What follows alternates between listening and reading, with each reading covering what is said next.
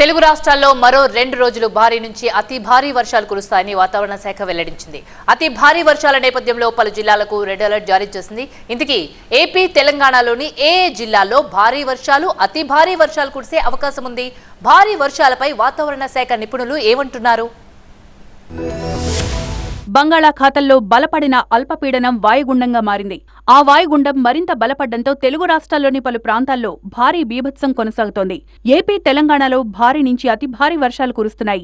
ఈ క్రమంలోనే బంగాళాఖాతంలో కొనసాగుతున్న వాయుగుండం కళింగపట్నం దగ్గర తీరం దాటే అవకాశం ఉందని వాతావరణ శాఖ వెల్లడించింది.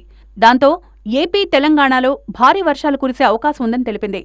ప్రధానంగా ఏపీలోని పలు జిల్లాలకు రెడ్ అలర్ట్ జారీ చేసింది వాతావరణ శాఖ. తూర్పుగోదావరి, పశ్చిమ గోదావరి, కోనసీమ, ఏలూరు, ఎన్టీఆర్, కృష్ణా, గుంటూరు, పల్నాడు జిల్లాలకు రెడ్ అలర్ట్ ఇచ్చింది. అనంతపురం, కర్నూలు, నంద్యాల, కడప, ప్రకాశం, బాపట్ల, కాకినాడ, అనకాపల్లి, అల్లూరి, విశాఖకు ఆరెంజ్ అలర్ట్ జారీ చేసింది. మరో 2 రోజుల పాటు ఏపీలో భారీ నుంచి అతి భారీ వర్షాలు కురుస్తాయని ప్రకటించారు విశాఖ తుఫాను హెచ్చరికల కేంద్రం అధికారి శ్రీనివాసరావు.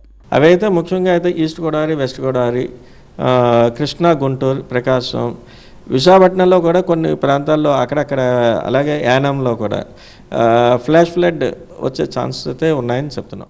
మరోవైపు వాయుగుండం ప్రభావంతో తెలంగాణలో భారీ వర్ష సూచన చేశారు హైదరాబాద్ వాతావరణ శాఖ అధికారులు. హైదరాబాద్ సహా తెలంగాణలోని 8 జిల్లాలకు రెడ్ అలర్ట్ ఇచ్చారు. దానిలో భాగంగా కరీంనగర్, పెద్దపల్లి, భూపాలపల్లి, ములుగు, భద్రాద్రి, ఖమ్మం, నల్గొండ జిల్లాలకు రెడ్ అలర్ట్ జారీ చేశారు. ఆదిలాబాద్, ఆసిఫాబాద్, మంచిర్యాల, నిర్మల్, నిజామాబాద్, సిరిసిల్ల, వరంగల్, సిద్దిపేట, వికారాబాద్, సంగారెడ్డి, మెదక్, కామారెడ్డి, సూర్యాపేట, నాగర్ కర్నూలు జిల్లాలకు ఆరెంజ్ అలర్ట్ జారీ చేశారు. ఆదిలాబాద్, నిజామాబాద్, నిర్మల్, కామారెడ్డి, అలాగే దక్షిణ జిల్లాల్లోని ఉమ్మడి మహబూబ్ నగర్ ప్రాంతాలకు రెడ్ వార్నింగ్స్ జారీ చేయడం జరిగింది.